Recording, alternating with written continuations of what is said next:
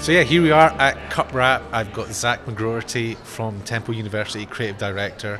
But I guess my first question is, why don't you tell the audience who you are, what you do, and what your role is at Temple? My name is Zach McGroarty. I'm a creative director at the College of Liberal Arts at Temple.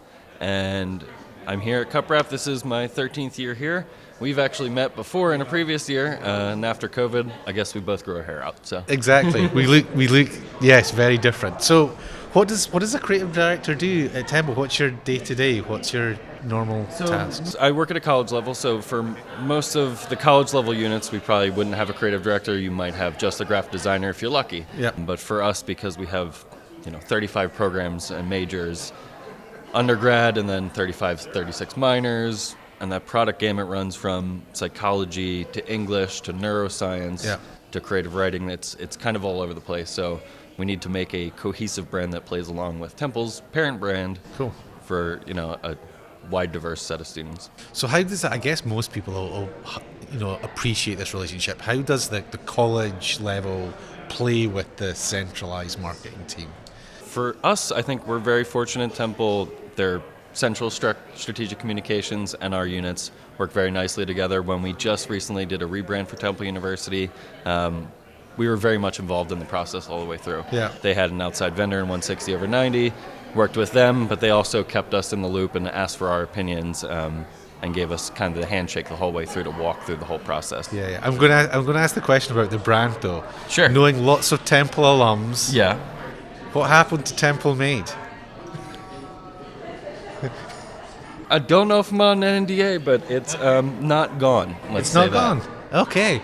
Because the alums loved it, man. It's in the hearts and minds of alums, I mean, and we can't quit it no matter how much anyone has ever tried. But you might be seeing more of that in the future, for sure. That would be awesome, because I know it was super popular.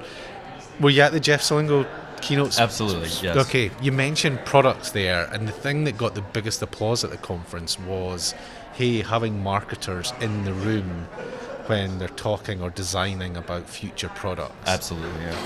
How do you think that? I don't know if that's happens at the moment at Temple. If you do have a voice, and how do you see that path actually getting where the marketing team does have a more voice, or are you there at the moment? I think we have at least a seat at the table to make our opinion known. I don't know, I don't think it's nearly at the point where we're affecting pedagogy or anything like that. Okay. Like it's just, I think that could have potential. I just think, that's a tough battle to fight. I think anyone working in higher ed is familiar with the kind of dichotomy or the curse that marketers have in the eyes of academics and vice versa. And I think as long as we can keep building relationships there, I think we're much more likely to get those seats at the table and be heard. Yeah. Another thing that you brought up was data and bringing data into your decisions. How much does data affect your world as the creative director? Everything. Even just in the 15, 16 years I've been in the game, when I got into design, data wasn't as heavy. It was still a thing, but a lot of schools couldn't afford it, or a lot of agencies couldn't afford that kind of information. And nowadays it drives 90% of our decision making. Then being creative is kind of learning how to make your data unique compared to all your other competitors, because you'll kind of get very samey if you're not. Yeah. One of the other things that he brought up was like, okay, we have the data now and we're awash with data, but it's actually going in and looking at the data and seeing the story that the actual data tells. And connecting it to whatever your voice is as an individual institution. Because I think I see that a lot of data will say this about Jeff spoke of this, but looking at a demographic or something like that. Yeah. You will start to get cut and copy paste messages between units and organizations where every college starts to look the same.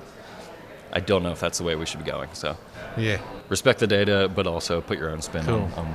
So who out there in higher ed marketing, what are you, as a creative director, who out there competitor or anybody you think, wow, they're doing a great job at the moment? I have, I won't puff Joe's horn too much, but I do like what Drexel's doing.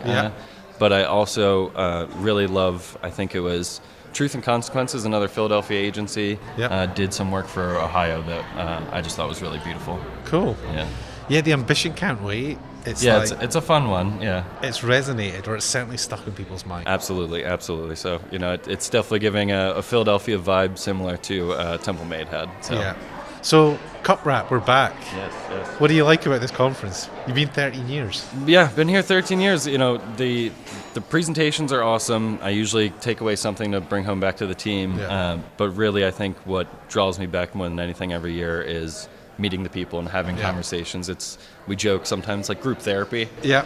So we can be a little bit honest and a little bit raw with each other, and taking that home every day, it feels good to know there's other people out there fighting a good fight. Yeah, it's almost like family therapy. Yeah, it is absolutely. We come and talk to you. We lick each other's wounds and get Totally. back up. Well, thanks for joining with us. Absolutely. It's great to see you. Yeah, and appreciate it. See you next year. All right, thank Thanks, you. Zach.